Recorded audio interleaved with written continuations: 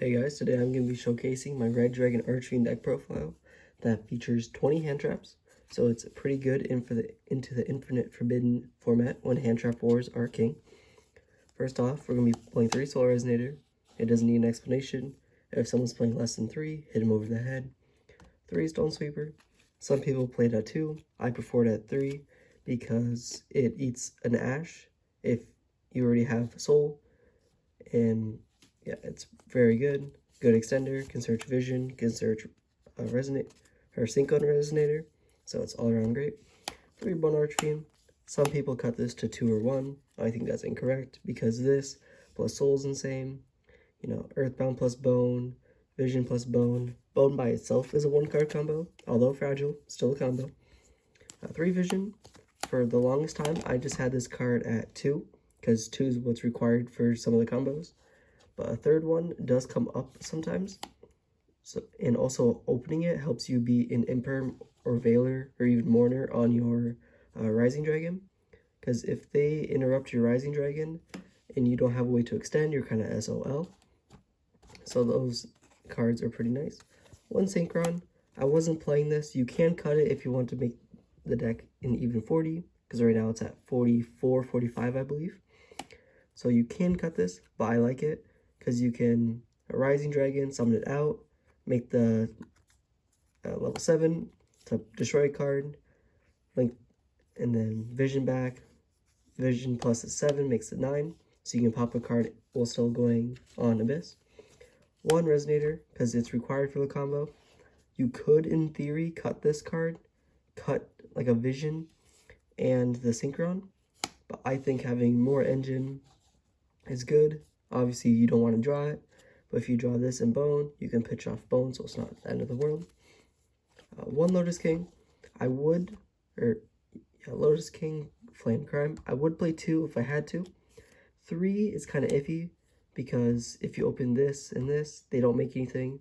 You have to open the Flame Crime plus Soul, which doesn't always happen. So I would stick to 2. 2 is a good ratio. Helps you be Imperm on the Rising Dragon. Then, of course, 3 Call. If someone's playing less than 3, beat them for me, because that's just incorrect, objectively speaking. 2 Gaia. You can place at 3, but I prefer it at 2, because only 1 on the field works at time. Definitely more 2 to 3. I would definitely wouldn't play at 1, but it's good at 2. Foolish Burial, because it's 1-card combo, because you can Foolish your Vision to search Gaia, Gaia search Soul, and then go on from there. And to the 2 traps we play Rain and Zone. Now obviously you don't necessarily want to see these in your opening hand. If you see Rain in your opening hand, you could place that 2 actually, because seeing it in your opening hand isn't the worst thing, because you can discard it for cost for Bone Archfiend and add it back to your hand later anyway, so it's a free Bone Archfiend effect. But Zone, it doesn't always come up if you just draw it, because rarely are you ending on the Scarred or RDA. But if you end on Supernova, it's crazy because you get 2 Supernova banishes. Excuse my camera. My camera setup's very scuffed at the moment. Let's get these out of the way. That's all of the engine cards. Next, the non-engine, we're playing 3 cross out, 1 call by, just because in a rogue deck like this, you kind of have to, because in Imperm on your Rising Dragon, if you open the Soul and the Ash it, and you have no other extenders, you need your combos to go through. You don't have quite as many explosive cards as Snake Eyes. Then to the hand traps, I believe there's 20. I'm going to go over these kind of fast, because these are all subjective, depending format to format, what decks you're preparing to go against. So 3 Veiler, 3 Mourner. Right now it's at like 45 cards. So if I was to cut anything, it'd probably be the Mourners to make it a 42 card deck, to make it more likely to see your engine cards. 3 Droll. I think Droll is mandatory in this format, because Droll just does so much against the Fiendsmith engine. 3 Ash, self-explanatory. 3 Imperm, and 3 Nib.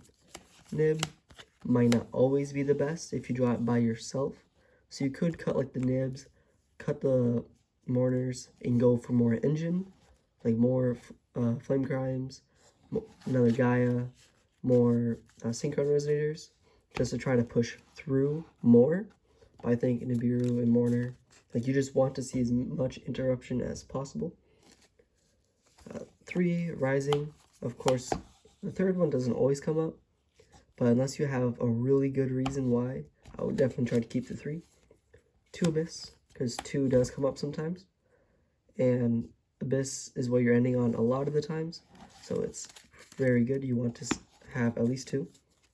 Supernova, because Supernova plus Red Zone is 2 board wipes. It gets super big because your hand traps are tuners, which also boosts its attack, which is super clean. We have 2 Scarred and 1 normal RDA. You could play 2 RDA of this guy, but I think this is fine. You probably don't even need the second one of these either, but sometimes it comes up. But that's that. 1 Disfatter.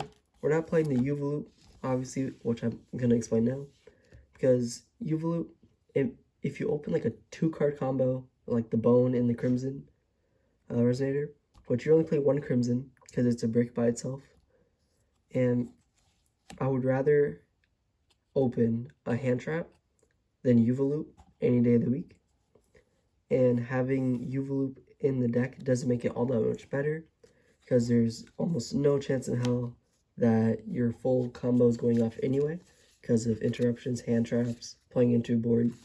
So simple, compact, and powerful combos are going to be key in this deck when people are on a bunch of hand traps instead of some glass cannon flashy YouTube combo.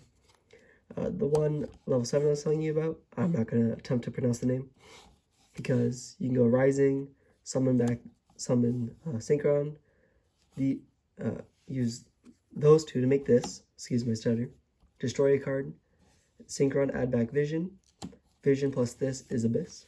So it's a clean way to pop a card if you need to. Bane is situational, doesn't always come up. It's a level 10, I guess. If you go like RDA plus Vision, you can make this. Doesn't always come up. Scarlight is just for time. I've never made it. If you run into time and you could make it, it's probably pretty good, but you have to be pretty confident there's very little time left.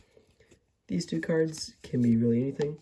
I like this guy because he's just a tower, and if you know the matchup, say you're going against Tenpai, and they don't open Dark Ruler or Droplet, or Imperm, obviously, which it's not a very good chance. But if you know the matchup and you're confident that like you have nothing else, end on this and kind of pray. That's the idea. And then 1 Typhon, because in the grind game, this comes up. Say, you know, you have 1 monster left, you haven't been synchro locked yet. Like, you can, like, if they have Appaloosa, for example, if they have like a 3200 attack Appaloosa, you can just normal soul or normal a resonator. Don't even attempt to use its effect. Go straight for Typhon. And then you can attack over the Appaloosa with Typhon, detach 1, destroy another card. In the grind game, it's pretty helpful. So if you have any questions, don't be afraid to ask me in the comments. I know last time I got yelled at a bunch for saying Droll needs to be banned, which it does. You cannot change my mind.